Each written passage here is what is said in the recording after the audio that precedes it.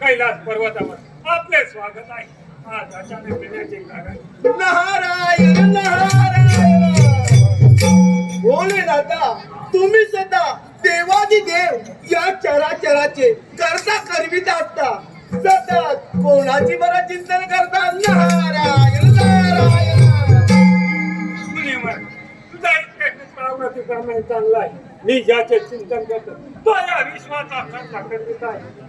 मी मात्र निमित्त त्यांच्या कृपेने सृष्टीची चक्रे फिरवतो. नारायण नारायण. कैलासपती शिवशंभू, ज्याची तुम्ही भक्ती करता त्या लोकपालाची कथा ऐकण्याची माझी इच्छा आहे. नारायण नारायण. ब्रह्मपुत्रा, जो प्रश्न शैशी विष्णूने विचारला आणि त्याला मी कथा कथन केली त्या धूम्रवर्ण अवताराची आणि अंकासुराच्या जन्माची कहाणी आपण सर्वांना प्रत्यक्ष प्रमाण करून पाहत. नारायण नारायण. मग चला तर त्रिभुवनात त्या गणेश भक्तीचा महिमा आणि त्या अहंकार सुराचा पराक्रम पाहूया.